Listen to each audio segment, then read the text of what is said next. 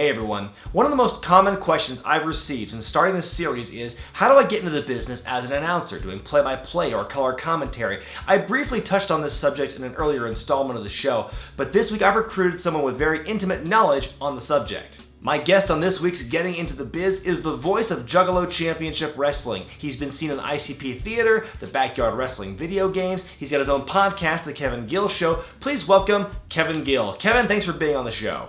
It's great to be here, man. Wrestling with Regret, the place to be on the interwebs. Well, my first question for you, Kevin, is how did you get started in the wrestling business? Well, I feel like I probably had a more convoluted path than most. For me, I grew up a fan, which many of us did. And my fandom got me involved with, back in the day, years ago, with doing interviews of a bunch of the ECW and some of the WWE wrestlers at that time for a music magazine out of Philadelphia called Chord Magazine, later known as All That. But that was like my first little taste of doing anything, besides sitting in the seats. And when I moved out to California, I had an idea for a video game, which turned into Backyard Wrestling 1 and 2. From putting together Backyard Wrestling video games and working with all the talent, I got to know a lot of the people. A lot of the people involved were impressed with my wrestling knowledge on the wrestling side. And that led to the Insane Clown Posse guys and Vampiro giving me opportunities to start as a referee. So I started as a ref and was quite happy doing that.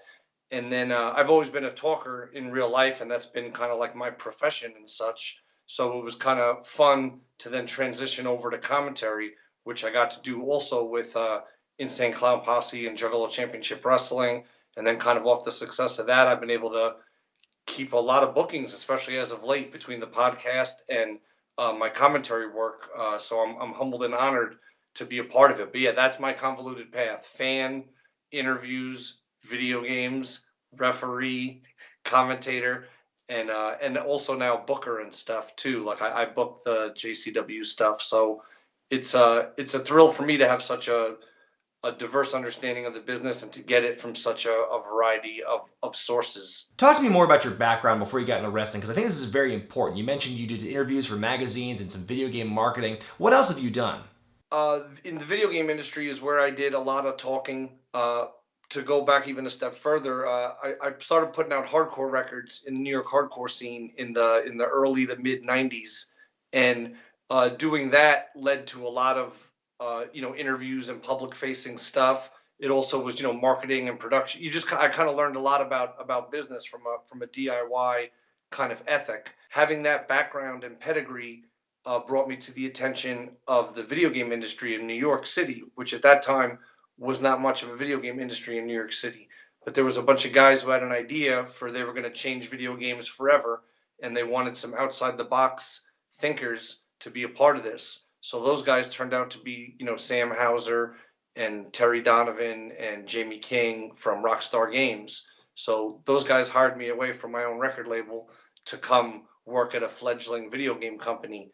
And so same thing there. I used to have to go on sales trips. I would go sell the game, so to speak. I wasn't a salesperson. There's salespeople there, and they have their responsibilities, but I was the person they would send in to talk to someone about something to get them excited. It's like live chess. It's like mental chess. You're sitting down with the buyer for Walmart. You had to fly to Bentonville, Arkansas, where you don't want to be in forever. And it's up to some guy that 2 months ago who was managing the pool department, whether or not your labor of love and this giant team's project is going to be carried on shelves. You know what I mean? So it is a bit like verbal chess, kind of knowing where people are at and being able to speak to them in relatable terms and to be able to convey and pass along excitement, interest, or whatever, and in a sincere way. I mean, those are some of the important things I picked up. But the video game, that's what I was doing in the video game world.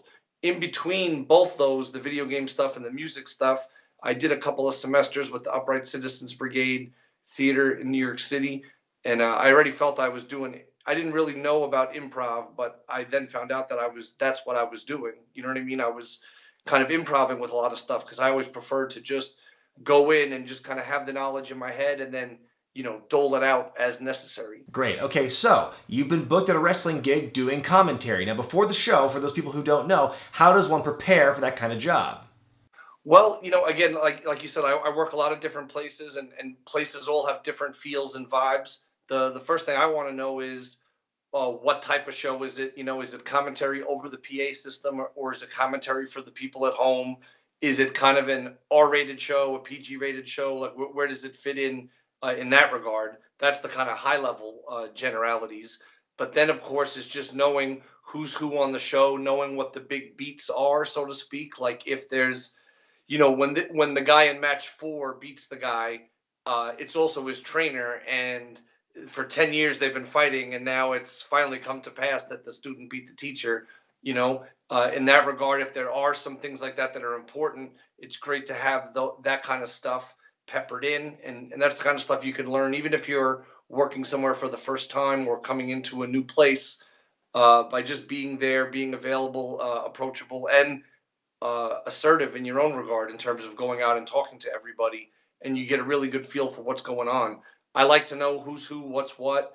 If people have some crazy thing that they're going to do or something insane that's going to happen, I don't need to know everything. You know what I mean? I like being able to react organically and be surprised. Sometimes I guess there's things I need to know about for whatever reason, but other times there can be really big stuff that happens and I'm just going to react to it. You know what I mean? That's kind of the beauty. But the prep is, I think you really got to know your audience, know who you're working for in terms of the promoter, what they want from you. You want to have something. Do you know what I mean? Because otherwise, if you're just there and it's guy in the brown pants versus the cowboy guy, you don't have so much to work with. But just a few bullet points of facts on each person, as simple as that. The weight, the hometown, how long they've been doing it, a few just simple things so that when you have that moment of pause or a brain fart or whatever, you can just kind of transition through a piece of information you've prepared. What do you think is more important in commentary? Because this is a very hotly debated issue among some people in the wrestling fan base. Calling the moves or telling the story? Well, I think it's a really fine line. I think the best in the world do a combination of both. You know what I mean? Because the sequence and the drama and the impact of the moves are all incredible. The descriptions that can be provided to the impacts and the trauma and the type of localized damage it can do. There's kind of opportunities for that come into play. Matches have different feels to it. Audiences have different feels to it, and sometimes you can just get on a thread, so to speak. You can make a connection with the match in that certain context, and sometimes it can be from inside the head of the competitor. Other times it can be based on the literal moves and the technical ability of the performers. But I find like a happy medium that's kind of liquid and can be adjusted on a match by match basis is kind of how I do it. You've worked in a lot of different environments in wrestling feds when it comes to doing commentary solo and working as part of a team. So tell me, what to you are the pros and cons of working in those different setups? Yeah, I mean, to be honest, I've done it both ways. There's shows I call regularly that I do solo commentary over the PA for, which I think could be even more challenging because you have like a live audience to entertain so much that you're not, you know what I'm saying? In addition to trying to call a match that's going to sound good later. The one person versus two person versus three person, if you want to put it that way, I think obviously a two person beats a three person any day. And one has its challenges, in terms of just being able to remain fresh and connected for the entire show. But I believe it's totally doable. In a perfect world, you want that team, that tandem, someone to constantly throw off. That's why I love working with Shaggy Two Dope, man. His creative mind and his ability to improv and his ability to already be reading where you're at. Like, are you starting to run out of wind, or are you in the middle of a great point that you're going to talk for another 90 seconds so he can take a sip of Pepsi or whatever? You know what I mean? It's finding that connection with a partner. Talk to me about this one. How does somebody who's just starting out as an announcer find their own voice when doing commentary? Because it's very easy for some people just to fall back and emulate the styles that they admire. People like Jim Ross and Mauro Ranallo and Paul Heyman, people like that. So how does somebody find their own voice?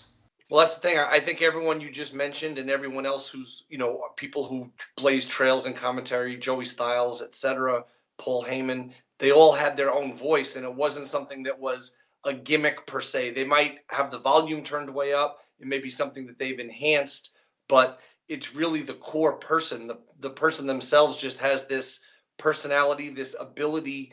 It's like being a people whisperer. The biggest thing that would prepare you for doing commentary is being very talented at something else in wrestling, because I was doing reffing and commentary. Do you know what I mean? I can manage a tour. I can book shows. I can put out audio podcasts or whatever. I can take ringside pictures. One of the biggest valuable insights I can give you on the reel is that anyone that you see from WWE on down that's in a role of commentator or on camera interviewer or personality, if that was their only job, they would be the like luckiest person in the world. They all do other things of a production nature. There's all sorts of other work that makes the shows happen outside of the glory moments, so to speak, the on-camera moments. So Kevin, I mentioned before on this series just how difficult it is for people to get gigs like commentary and ring announcing just because there are so few openings depending on your territory.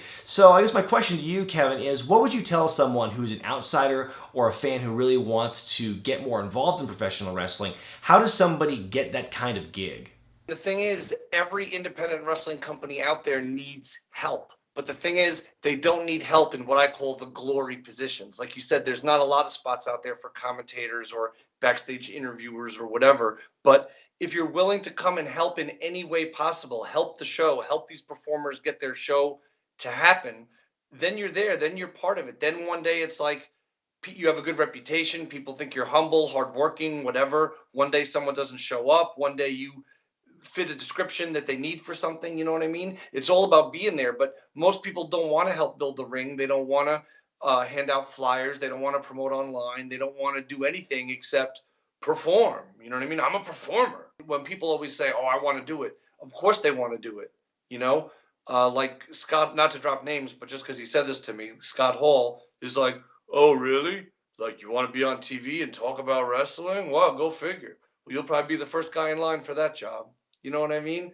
Like, everybody wants to do it. So you got to get in there, show what else you can do. You know what I mean? If you were a graphic designer, video editor, promoter with a ruthless degree of tactics, and you could spit some verbals on the microphone, who's not going to have you on commentary, bro? You know what I mean? But I think it's coming with a diverse skill set. And if you really want to do it, it depends. You could put on your own shows and do commentary on them. You could find a place that might have a spot for you once you pay a few dues or whatever. But then, you know, you could go to broadcasting school. You can get involved in calling different sports. You know what I mean? There's different ways in, but all of them require a lot more hard work and dedication than most people on the fan side are willing to commit. I think if it's something you really want to do, you gotta commit to it. But you have to really commit to the idea of just being involved with independent wrestling and kind of see where you get to go to from there.